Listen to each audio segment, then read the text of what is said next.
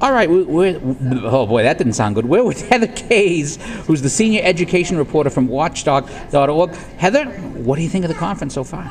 It's absolutely amazing. I can't believe how many wonderful speakers have been here already. And have you learned a lot from them? I know I've gotten a lot of information I didn't have. Of course, you do education, so I don't know how much you could learn, but...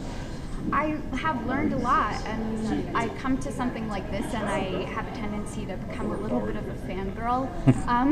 Ben Scapity presented regarding some research he's done about administrative spending within schools and the increase. And I've cited him in presentations I've given, and I had one in my briefcase.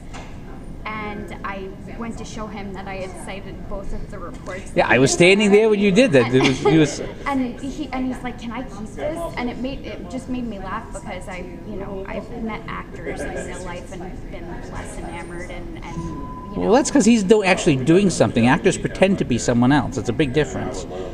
Speaking of things that pretend and make believe, I became a fanboy of you because I heard about this article that I regret to say I didn't know about that you did for Watchdog concerning the Buffalo Public Schools. Please tell me about that.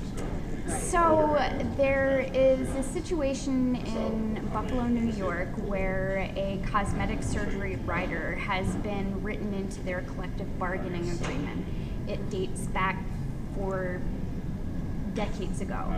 They have a state provision that makes it so if a collective bargaining agreement expires, you don't necessarily have to sit down and renegotiate. There is a provision that you can sort of just keep what you had before, which means the raises you had before, any perks that were written in for any reason.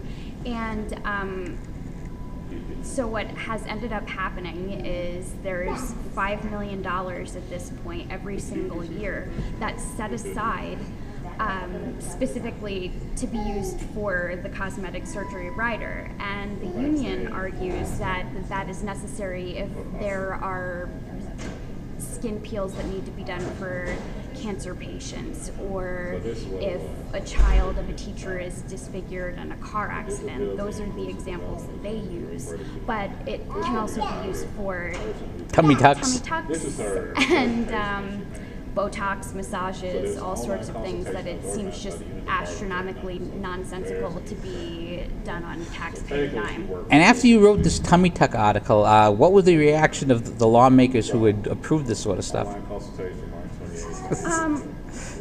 Crickets from the lawmakers. Everyone else pretty upset.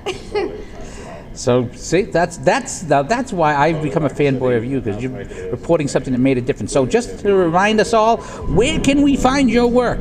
Watchdog.org. And of course, you should be going there all the time. Thank you so much for your time and great work. Thank you.